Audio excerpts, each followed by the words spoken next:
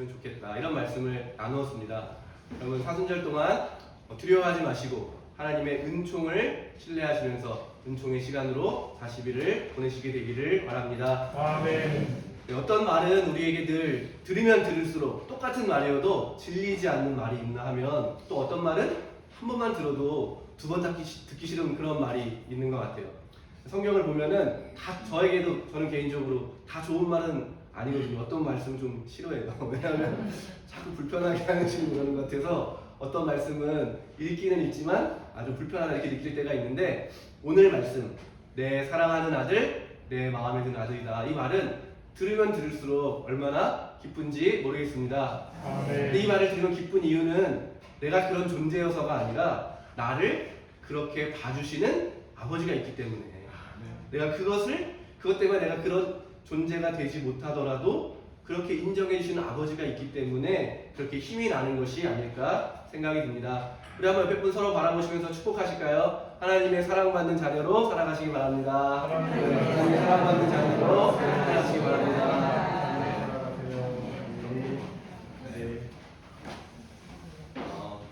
사순절을 기도하는 시간으로 좀 우리가 봤으면 좋겠는데, 기도의 여정으로 가기 위해서 우리가 반드시 거쳐야 할 그런 과정을 오늘 예수님의 그런 행적을 통해서 좀 우리가 살펴보려고 합니다. 우리는 40일 기도의 여정을 시작하면서 초를 켜고 30분 이상 우리 교구를 위해서, 새로 선출될 주교님을 위해서, 또 우리 한 가정, 우리 부천교회 한 가정을 기억하면서 기도하고 있습니다. 기도 잘 되시나요? 네, 잘 되시는 분들은 기도의 훈련이 잘 되신 분들이고, 안 되신 분들도 오늘 말씀을 들으시면서 힘과 용기를 내시기를 바랍니다. 예수님께서 세례를 받으시고 하나님의 그런 충만한 사랑을 받으신 다음에 가신 곳이 광야예요. 왜 광야로 갔을까? 그리고 거기서 유혹을 받으셨다고 하는데요. 그걸 제가 말씀을 묵상하면서 깨닫게 됐어요. 제가 제 삶이 괴로울 때 주로 미운 사람을 생각해요. 그 사람 때문에 내 인생이 이렇지. 그렇죠? 뭔가 속상한 일이 생각이 나요. 그때 내가 조금만 더 좋은 선택을 했다면 내 인생이 달라졌을 텐데. 그러니까 뭔가 핑계를 계속 생각하는 게 우리 인간의 본능적인 마음에 있는 거죠. 누구 탓을 하고 싶은 거예요. 내 탓이라는 걸 알지만 그걸 인정하기에는 좀 성숙하지 못한 우리 모습이 있는 거죠. 그래서 예수님께서 아무것도 없고 아무도 없는 광야로 가셨다라고 하는 것은 우리가 어떤 삶의 문제를 외부에서 찾을 것이 아니라 우리 내부에서 찾아야 된다. 우리 내면을 돌아보고 우리 내면을 이렇게 질서를 새롭게 하는 것이 바로 우리가 해야 될 첫 번째 일이 아닐까. 유혹은 어디서부터 시작되냐면요, 주로 생각에서부터 시작돼요. 생각에서. 여러분 지금 무슨 생각하고 계세요? 하나님의 말씀을 사모하는 생각을 하시나요? 아니면 이따 뭐 먹을까? 유혹은 우리 생각에서부터 시작된다는 거예요. 외부에서 뭘 자극을 해서 유혹이 시작되는 게 아니라 우리의 생각에서 시작되기 때문에 사람이 아무것도 없는 빈 들에 나가도 정말 유혹이 더 강렬하게 시작된다는 거예요. 그래서 예수님은 광야에서 집중적으로 이 유혹이란 말은 시험이란 말과 같은 말이거든요. 유혹을 이겨내심으로, 시험을 통과하심으로 어떻게 이 땅에 하나님 나라를 선포하시고 복음을 증거하고 사람들을 구원하실 것인가 라는 것을, 그 방법을 확실하게 다짐하시는 시간이었다는 거예요. 그래서 광야로 가셨다라고 하는 것은 한 두 가지 정도로 중요한 의미가 있는 것 같아요. 첫 번째 뭐냐면, 아무리 세상을 피하고 외부가 내가 원하는 대로 다 되더라도 유혹은 있다. 왜냐하면 내 내면이 그런 죄와 어둠이 있기 때문에. 근데 여러분, 제일 무서운 게 뭐냐면요, 내가 유혹을 받고 있는데도 하나도 불편하지가 않아. 이해가 되세요? 그만 먹어야지 하면서도 계속 먹고 있는데 그냥 행복해. 그러면 그 유혹에 계속 그냥 유혹과 더불어 살아가는 거잖아요. 예수님이 하나님의 나라를 선포하시기 직전에 무슨 말이에요? 하나님의 뜻을 받아들이고 하나님의 뜻을 실천하려고 할 때 그 자리가 어디예요? 유혹의 자리였다는 거예요. 그러니까 여러분, 유혹을 두려워하고 피해야 할 자리가 아니라 우리가 하나님의 뜻을 실천하기로 다짐했다면, 내가 부활의 영광으로 나아가기로 다짐하고 내가 이제 기도의 사람으로 거듭나야겠다고 다짐하는 그 순간 뭐가 시작돼요? 유혹이 시작되는 거죠. 초를 켜고 자리에 앉기만 하면 되는데 그렇게 해야 될 일이 생각나잖아요. 이 급한 일인데 이거 하지 않으면 안 될 것 같고, 기도는 잠깐 뒤로 미뤄도 될 것 같고, 또 기도하다가도 갑자기 그런 생각이 들잖아요. 이 기도가 무슨 소용이 있을까? 내가 기도해도 하나도 들어주시지 않는데. 그러니까 우리가 기도하는 자리에 앉을 때 반드시 거쳐야 되는 것이 유혹이라고 하는 사실. 예수님조차도 그 유혹의 과정의 한 가운데를 통과하셨다. 그래서 유혹을 피하려고 하는 것이 아니라 유혹을 통과해야 되는 것이다 라고 하는 것을 여러분 기억하시기를 바랍니다. 아멘. 그래서 우리가 기도하러 앉으면 우리를 유혹하는 수많은 부정적인 생각들, 마음을 분주하게 만드는 그 모든 것들이 다 유혹이라는 거예요. 근데 유혹을 여러분 이길 수 있으세요? 유혹을 이길 수 있는 방법을 알고 계신가요? 능력이 여러분 안에게 있으십니까? 오늘 자세히 나오진 않았지만 마태복음과 누가복음을 보면 예수님이 그 유혹을 어떻게 이겨내시는지 자세하게 나와 있습니다. 예수님은 자기 자신을 의지하지 않으셨어요. 예수님조차도 그 유혹 앞에서 말씀을 기억하셨습니다. 하나님의 말씀을 붙드신 거죠. 너 같은 게 뭐가 되겠냐? 너가 하는 일이 뭐 대단한 일이 되겠어? 네가 지금 기도한다고 세상이 뭐 평화로워지겠어? 라는 유혹이 몰려올 때 오늘 하나님께서 저와 여러분에게 들려주신 말씀을 기억해야 한다는 것입니다. 너는 내 사랑하는 아들, 내 마음에 드는 아들이다. 나는 그렇게 특별한 존재다. 하나님이 나를 그렇게 사랑해 주시는데 내 기도를 반드시 들어주신다. 내가 너의 머리카락까지 다 하나하나 낱낱이 세고 있다고 하는 그 말씀을 기억해야 되는 거죠. 나는 능력이 없고 나는 연약하고 나는 매일 유혹에 넘어지고 빠지는 사람이지만 그때 그 유혹을 통과할 수 있는 단 하나의 방법이 있다면 그것은 말씀으로 돌아가는 것입니다. 말씀으로 돌아간다는 것이 무엇이겠습니까? 하나님을 기억하는 것입니다. 태초에 나를 만들어주신, 태중에서부터 어머니 뱃속에서부터 내가 너를 알고 있다라고 말씀하신 주님의 그 약속. 누구든지 나를 믿는 사람은 영원히 멸망하지 않고 심판당하지 않고 영원한 생명을 얻을 것이라고 해주신 그 약속. 오늘 창세기에서 우리가 읽었던 것처럼 세상 모든 사람들이 죄악에 다 빠졌지만 죄악으로 가득한 세상임에도 불구하고 노아와 그 가족들을 통해서 온 세상을 구원해 주시는 하나님의 그 사랑과 약속. 유혹을 통과하는 길은 내 힘을 키우는 것이 아닙니다. 내가 대단한 사람이 되는 것이 결코 아닙니다.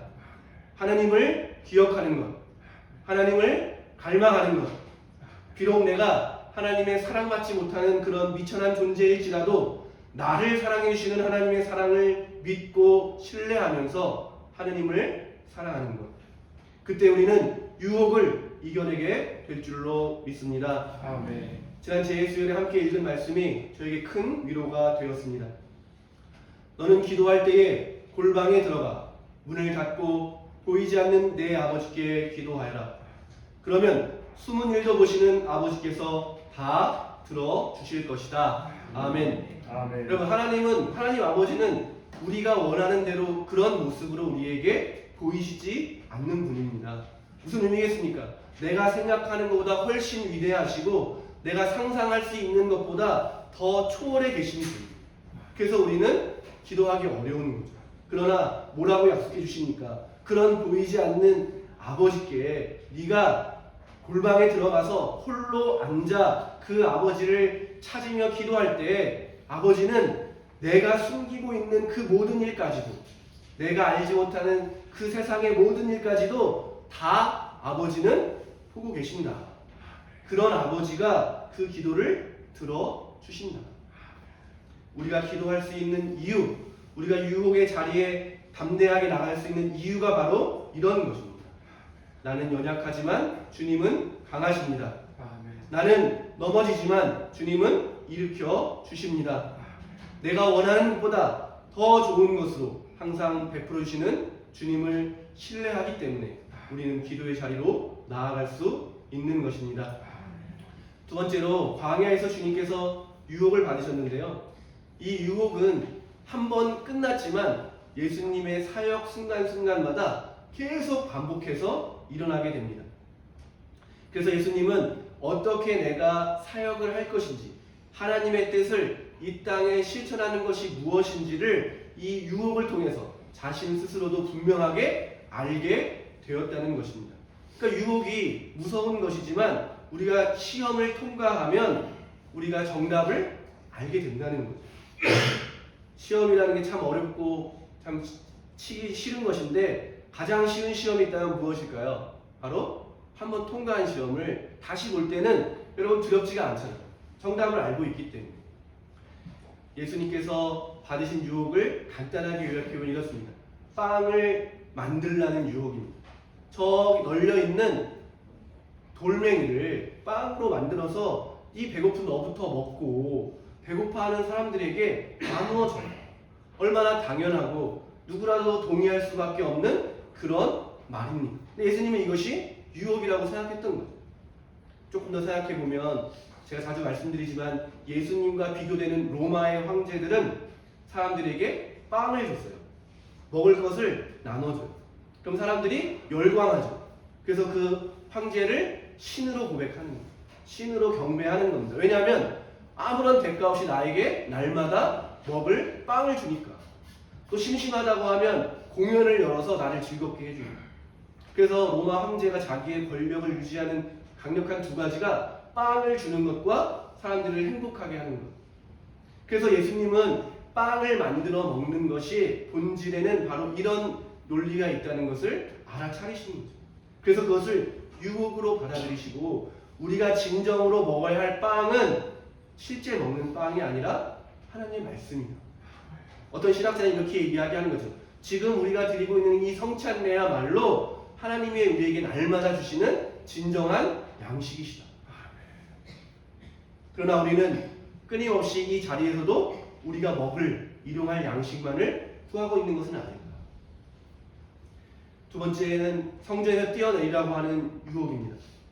너가 아들이라면 뛰어내려서 사람들 앞에 놀라운 기적을 일으키고 사람들에게 너가 어떤 존재인지를 분명히 보여주라. 실제로 예수님께서도 사람들을 만날 때 사람들이 계속 요청한 게 뭐였어요? 기적을 보여주십시오. 당신이 메시아라면 우리가 기다리고 있던 그 사람이 맞다면 기적을 좀 보여주십시오. 예수님은 사람들을 피해서 한적한 곳으로 가시기도 하고 때로는 이방의 땅에 가시기도 하는 이유가 그런 사람들의 요청을 피하기 위해서입니다. 이것도 같은 논리인 거죠. 기적을 일으키는 사람들은 신으로 고백하고 그들을 특별한 존재로 여기면서 자신들의 위에 군림하게 만드는 것이죠. 세 번째는 아주 노골적인 유혹입니다. 나에게 절하면 세상 가장 높은 곳에 갈 수 있게 하겠다. 그러나 예수님은 그런 모든 요구를 거절하셨죠. 이렇게 집중적으로 40일 동안 거절하신 예수님의 유혹은 끊임없이 어떤 평범한 사람들의 얼굴과 목소리를 통해서 자신이 그토록 사랑하시던 제자들의 얼굴과 목소리를 통해서 자기를 따르던 수많은 사람들의 목소리를 통해서 다시 재현되었습니다. 우리의 왕이 되어주십시오. 우리에게 먹을 것을 주십시오. 우리에게 기적을 베풀어 주십시오. 더 강력한 제국을 만들어서 우리가 영원토록 정말 끝나지 않는 왕국을 만들어 주십시오. 그러나 예수님은 이미 광야에서 통과하신 시험 그대로 자신을 낮추시는 길로, 자신을 버리는 길로 모든 사람 위에 군림하는 특별한 존재가 되시는 것을 거부하시고 오히려 사람들의 가장 낮은 곳으로 가셔서 자신의 모든 것을 내어주시는 십자가의 길로 가셨습니다. 한번 잘 생각해 보시기 바랍니다. 우리가 날마다 듣는, 세상에서 듣는 이야기가 무엇입니까? 지금 당장 경쟁력을 갖춰라. 능력을 갖추고 키워라. 그래서 사람들의 인기와 존경을 받는 사람이 되라. 그래서 마침내 가장 높은 자리를 차지해라. 예수님께서 거절하신 이 세 가지는 지금도 우리의 삶에서 끊임없이 우리를 유혹합니다. 특별한 사람이 되라. 너가 힘이 없으면 사람들의 무시를 받을 수밖에 없다. 그러나 예수님은 오늘 하나님께서 들려주신 그 참된 사랑의 말씀을 붙들고 큰 능력을 갖추었지만 사람을 섬기는 사람들의 인기와 존경에 굴하지 않고 그것에 연연하지 않으면서 정말 버려진 한 사람, 자신의 인기가 물rop처럼 사라질지라도 단 한 사람을 구원하기 위해서 죄인이라 불리고 사람 취급받지 못하는 사람을 만나기 위해서 돌아다니셨던 것입니다. 가장 높은 자리를 차지할 수 있는 그 시점에 가장 낮은 곳으로 가신 예수 그리스도의 길이야말로 저와 여러분이 따라가야 할 길이라고 믿습니다. 그렇기 때문에 우리는 이 사순절 기간 동안에 기도해야 하는 것입니다. 날마다 찾아오는 이 유혹을 우리는 이길 힘이 없기 때문에 말씀을 가까이 하고 우리에게 약속해 주신 주님의 약속을 기억하며 내 앞에 계신 주님을 바라보면서 그분이 가신 십자가의 길을 우리도 주님의 말씀대로 각자 자기를 부인하고 십자가를 지고 주님을 따라가는 길, 그것이야말로 우리가 사순절에 날마다 해야 되는 일인 것입니다. 그렇게 우리가 기도하게 될 때 우리는 우리의 연약함이 하나님을 만나게 되는 통로라는 것을 경험하게 될 것입니다. 우리가 하나님의 뜻을 실천하려고 할 때 찾아오는 수많은 유혹과 시험을 이겨내게 돼서 마침내 하나님의 자녀로서 하나님의 뜻을 드러내고 실천하는 그런 진정한 자녀로 거듭나게 될 것입니다. 기도하지 않고 이런 일들은 아무것도 할 수가 없는 것입니다. 기도하지 않고서는 결코 하나님께로 다가갈 수가 없는 것입니다. 사랑하는 교회 여러분, 두려워하지 마시고 기도의 자리로 나아가시게 되기를 바랍니다. 그때 드러나게 되는 나의 연약한 모습, 그때 마주하게 되는 나의 비참한 모습, 그때 마주하게 되는 수많은 어둠과 두려움, 그 속에 계신 예수님을 만나게 될 때 왜 그토록 성서가 예수님을 참된 빛이시오, 참된 생명이고 우리의 영원한 구원자라고 고백하는지를 우리 모두가 자연스럽게 알게 될 것입니다. 그래서 사마리아 여인과 예수님이 대화하실 때 예배에 대해서 이야기하십니다. 기도에 대해서 이야기하는데 사마리아 여인이 얘기하는 거죠. 예배의 방법이 다양한데 어떻게 예배해야 합니까? 예수님이 두 가지를 강조해 주십니다. 영적으로 참되게 예배 드려야 된다. 영적으로 하는 말을 어렵게 생각하면 한없이 어렵겠지만 쉽게 생각한다면 하나님이 영적인 분이시기 때문에 내가 어디에 있든지 주님이 나와 함께 하시고 나와 만날 수 있는 분이다.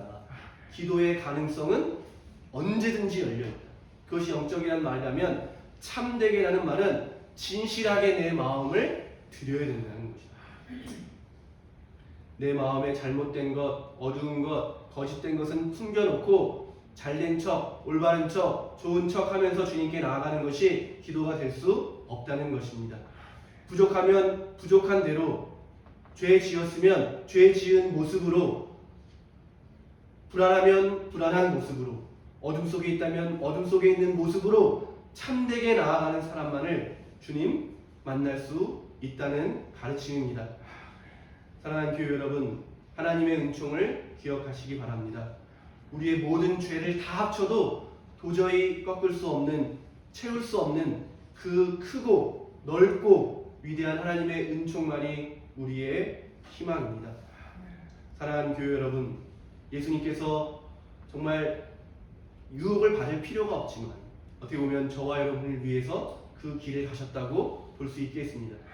저와 여러분이 어떻게 살아야 하는지, 어떻게 이 땅에서 하나님의 자녀로 하나님의 뜻을 이루어가며 살아갈 수 있는지를 직접 보여주시기 위해서 광야에서 40일의 시험을 이기시고 마침내 이 땅에서 하나님의 뜻을 이루어가시는 그 하나님의 여정을 우리 모두가 이 40일의 기간 동안에 다시 한번 깊이 경험하게 되기를 바랍니다. 기도의 자리로 불러주시는 하나님의 초청 앞에 아멘으로 담대하게 나아가시는 여러분이 되시기를 바랍니다. 기도하려고 자리에 앉을 때마다, 기도를 생각할 때마다 우리의 연약함을 파고들어 우리의 생각과 마음의 유혹이 시작될 때 바로 그 자리가 주님을 만날 수 있는 은총의 자리임을, 바로 우리가 잘 찾아와서 이제 기도하면 된다라고 하는 마음을 가지시고 기도하시기를 바랍니다. 말씀을 붙들고 씨름하며 통과해야 할 그 자리에 저와 여러분이 와 있는 것입니다. 오늘 모든 시험을 말씀으로 이기신 예수님처럼 유혹에 빠지고 유혹에 넘어지는 것이 아니라 말씀으로 서시는 여러분이 되시기를 바랍니다. 사순절에 40일 여정을 마치고 우리 모두가 기도의 사람으로 변화되어서 함께 협력하여 하나님의 뜻을 이루어가는 거룩한 그리스도의 몸된 공동체, 거룩한 부천교회가 되기를 예수님의 이름으로 축원드립니다. 아멘. 성부와 성자와 성령의 이름으로 말씀드렸습니다. 아멘.